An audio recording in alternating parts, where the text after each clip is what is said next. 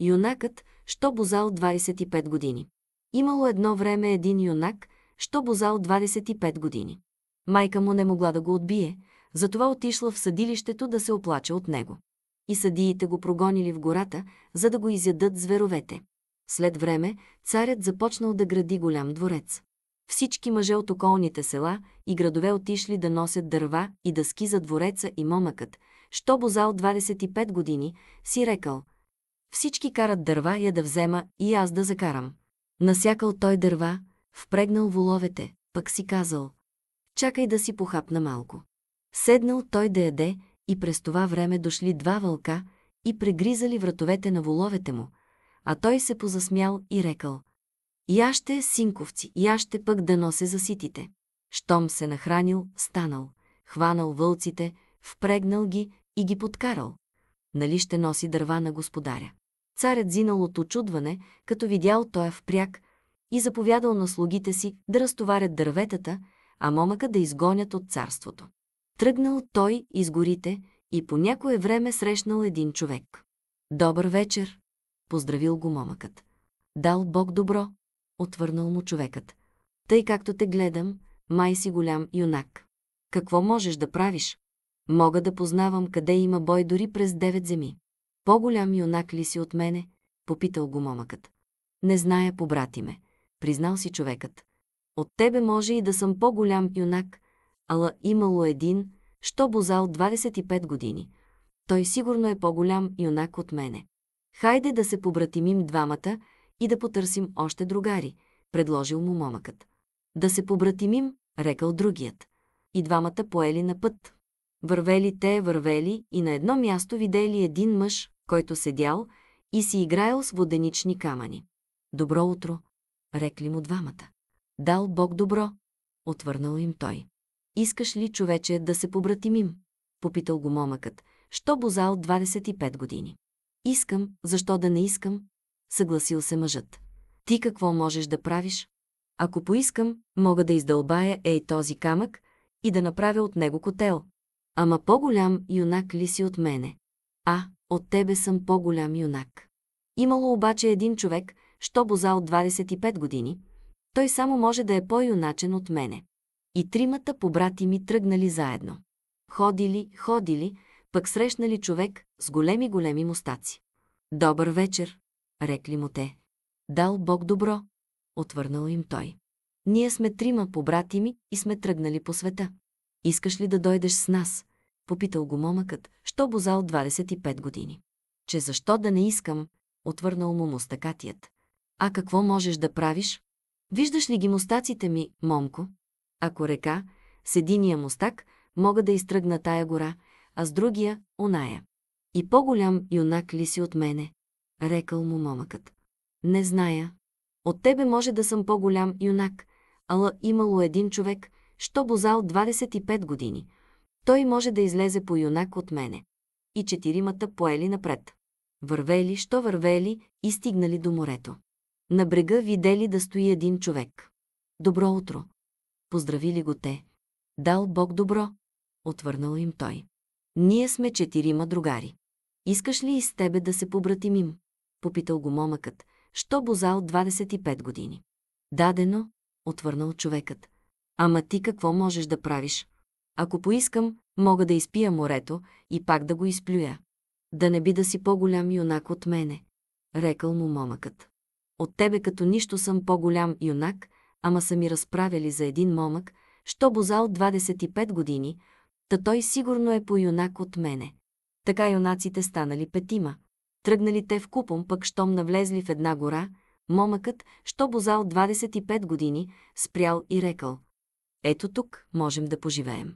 Има вода наблизо, ще ходим на лов, ще носим дивеча и ще си готвим.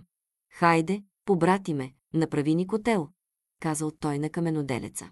И юнакът на бърза ръка издълбал един голям камък, а другите отишли на лов и не след дълго всеки донесъл по някакъв дивеч. Оставили те месото на каменоделеца да го наготви и пак тръгнали да ловят животни из гората. По едно време морето се разпенило и от него изскочил един великан. Добър вечер, рекал той. Дал ти Бог добро, отвърнал каменоделецът, докато чупел с ръце един дебел ствол, за да направи цепеници за огъня. Какво правиш тука? Не виждаш ли? Огън клада. Моите другари са на лов и аз им готвя вечерята. Хайде да се обзаложим, побратиме, предложил му великанът. Да се обзаложим, ама на какво?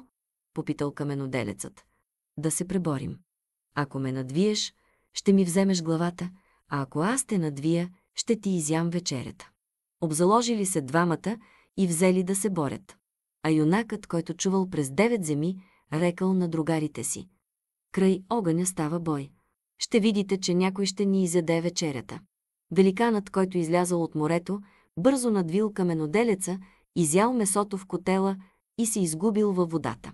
И щом 4 другари се върнали при огъня, видели празната съдина и попитали готвача: къде е, побратиме, вечерята ни? Ох, не питайте, рекал им той. Както подклаждах огъня, изскочи един великан от морето и се обзаложихме, ако го надвия, да му взема главата, а ако той ме надвие, да изяде вечерята. Той ме победи и всичко изяде.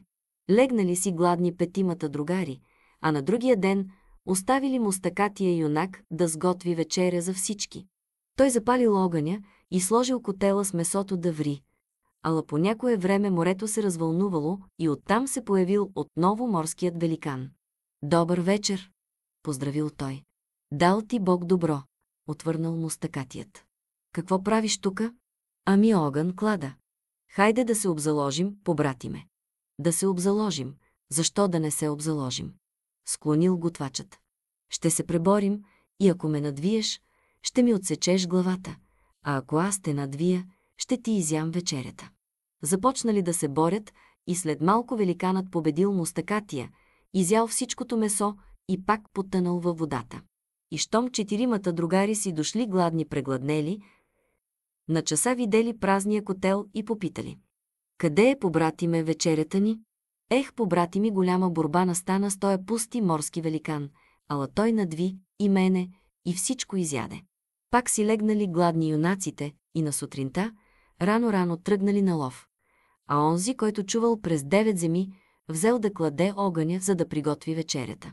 Ала тък му вече си мислил как ще зарадва другарите си с вкусната гозба в котела. Ето, че морето се разбунтувало и от водата пак се показал морският великан.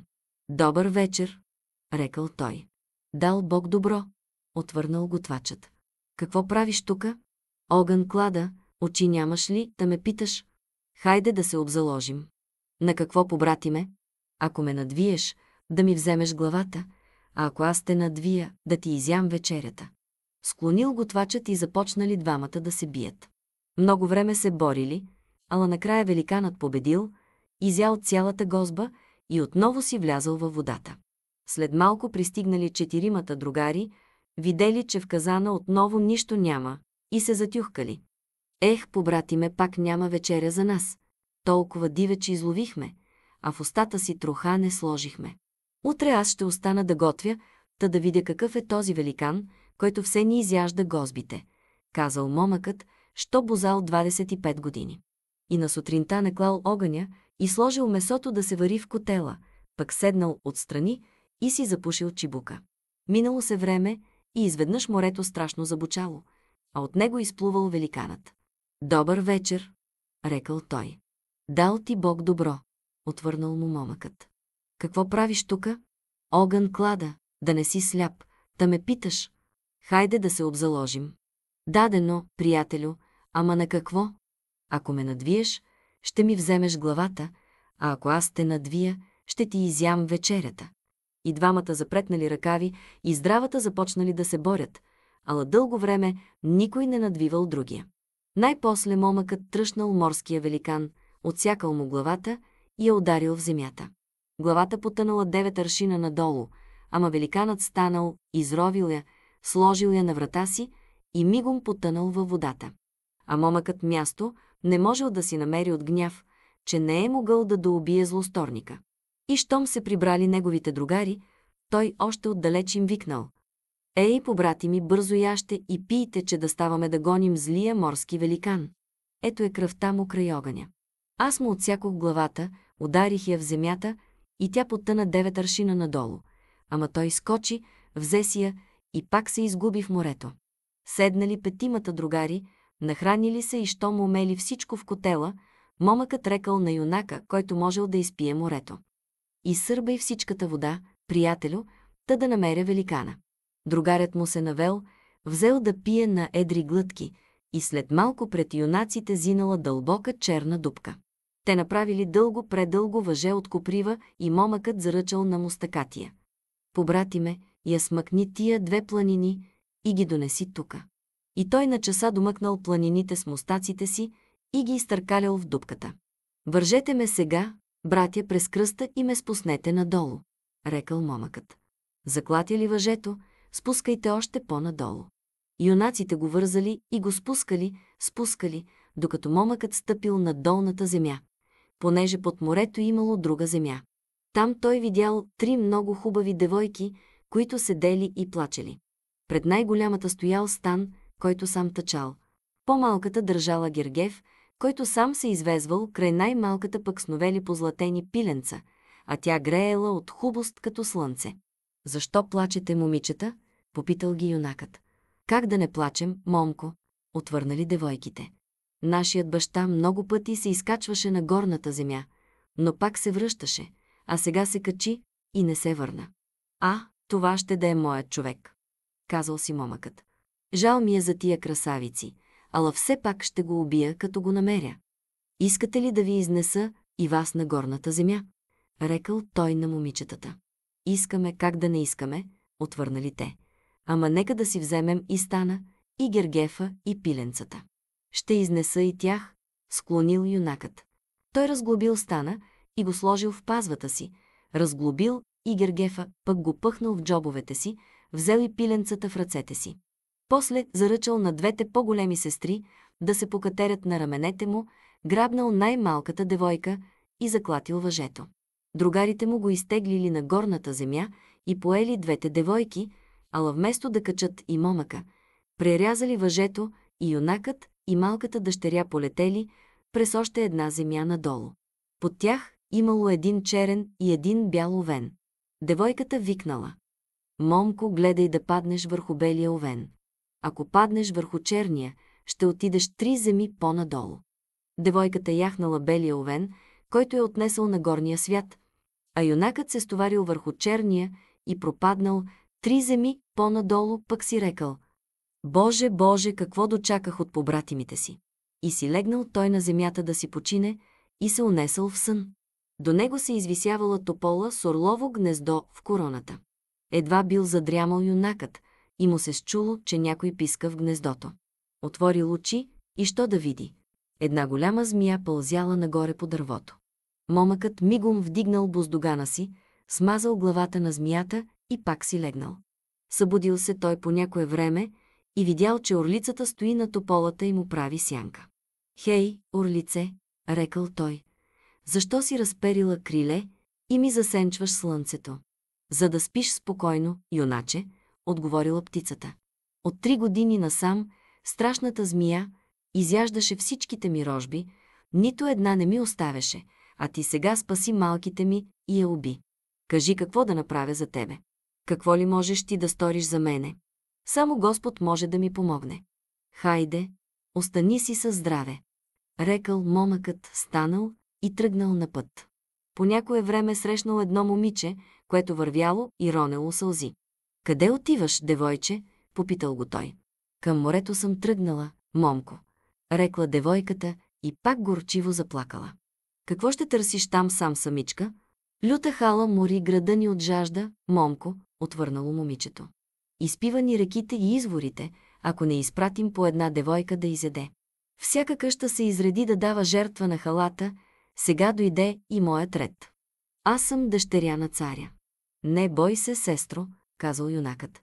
Хайде заедно да вървим. Отишли те на брега на морето, а там юнакът легнал на пясъка и сложил глава в скута на девойката.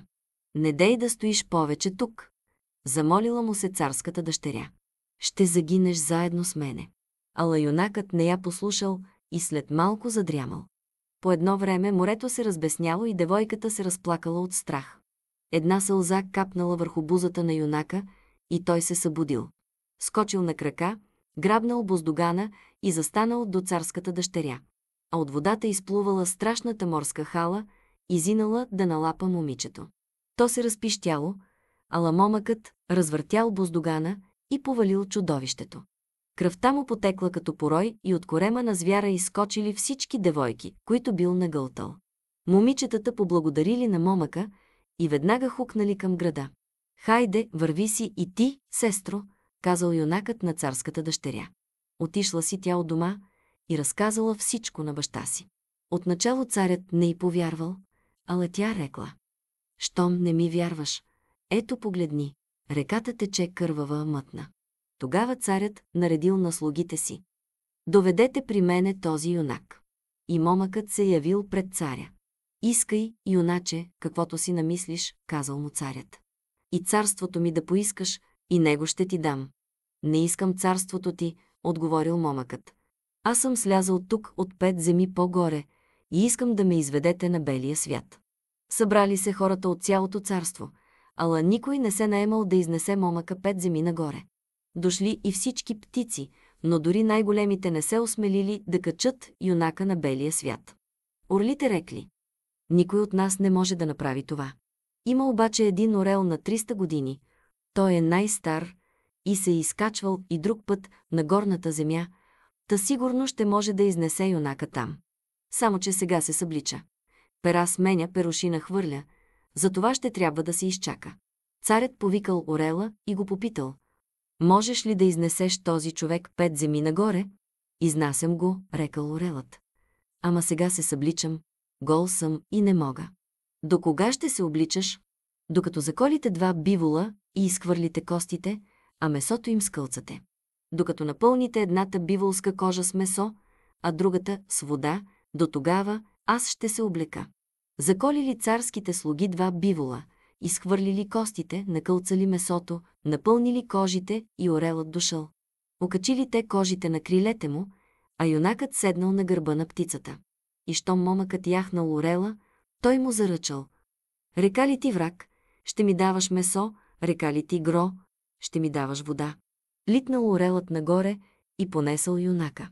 Кажел ли враг, момъкът му давал месо, кажел ли гро, давал му вода. Ала месото се свършило и човекът взел да къса парчета от нозете си, за да храни птицата. Най-сетне орелът изнесъл юнака на горната земя. Хайде, рекла птицата на човека, стани и тръгни, та да те видя можеш ли да ходиш. Ех, отговорил юнакът, как да ходя, като ме болят краката. Рязах от тях месо, за да ти давам да ядеш. Тогава орелът рекал: разбрах аз тази работа. Фу, фу, и изплюл късчетата човешко месо, а те мигом залепнали по местата си. Благодаря ти, птицо, рекал юнакът, станал и хукнал към морето. Там другарите му още се препирали за девойките и не можели да ги поделят. Най-голямата сестра казвала, че ще вземе някого, ако и намери стан, който сам да тъче.